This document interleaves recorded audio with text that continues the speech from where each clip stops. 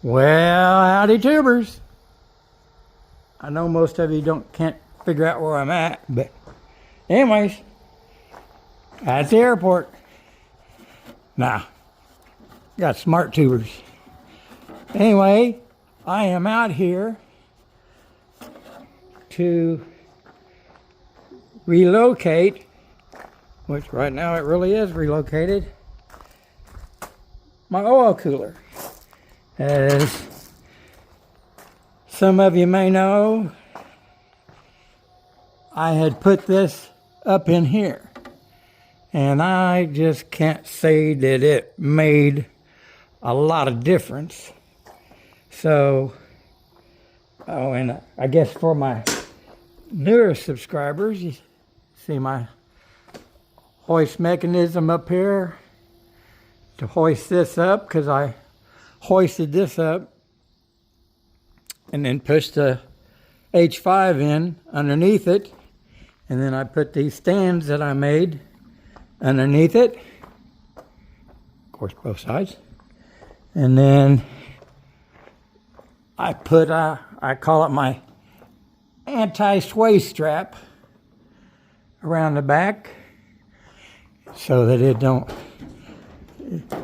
sway, and then lower it down on the jack stands, or stands, I guess they're not jacks, and makes a pretty good way to work on the bottom of the airplane, check things out and clean it and all that good stuff. So it still comes in handy even though the H5's gone. But if you remember my first Ultra Cruiser, I had made, there's a wing up there, I'd made a scoop right in this area and had an oil cooler in there.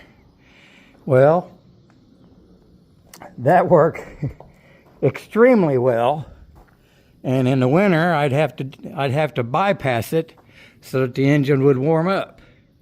So when I had put that cooler up here with all kinds of baffles with the rubber stuff to seal it and all that, like I say, it just didn't make a world of difference, but it helped.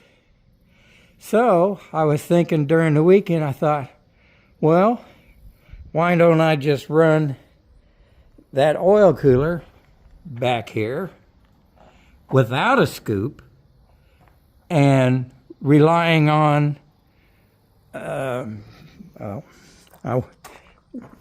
went to Air Parts today, which is in Kansas City, and they were at Oshkosh. I went and seen Mark and Chris at Oshkosh. Very short visit, but anyways, went and got some 3/8 tubing that I will put on the inside of my rails, and then of course then the oil has to travel, I'll say 5 foot back, and in the meantime while it's going down there and air is going over this, I got to figure it's got to cool down a little bit, and then it'll go through the cooler and then come back another 5 feet, and then of course go around the intake cooler slash carb heat. That I'm just hoping that'll make a big difference, and that I will still have to disconnect it, or well, not really disconnect it, but bypass it.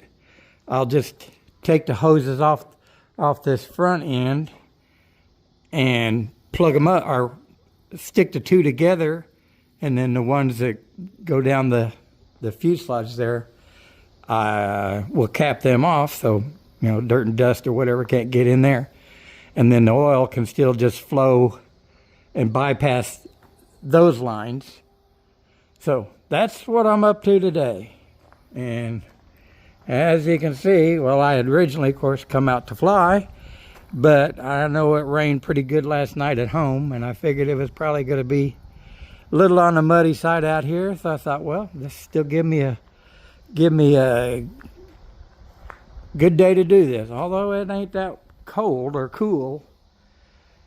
And of course, I found out another thing when I got out here, that the power's off. So I guess the storm must have shut the power off.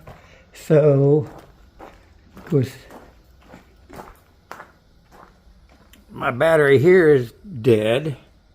So I brought my jump box out of the car and ran it up off of that. If that didn't work, well, then I'd grab this battery, which it don't have much in it either.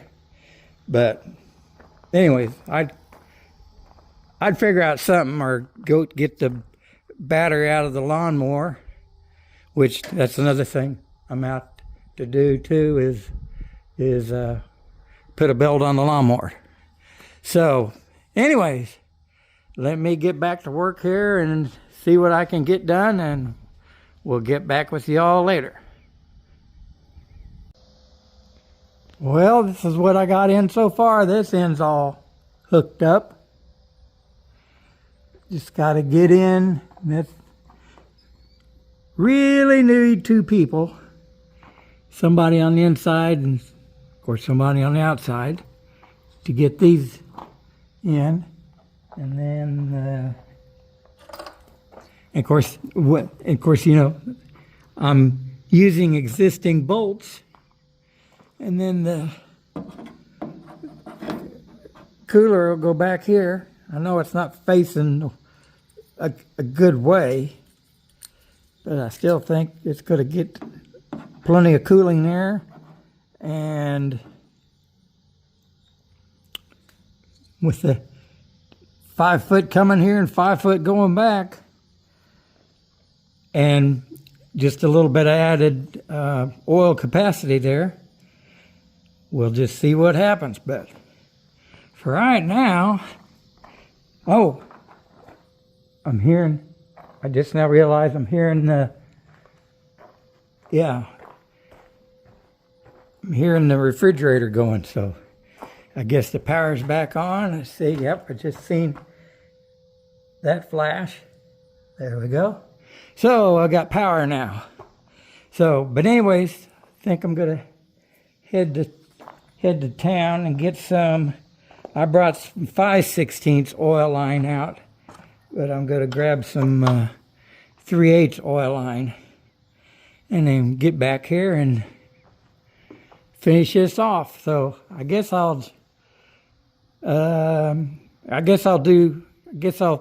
put this video up, and then when I get it all done, then I'll do another one instead of keep piecing them all together.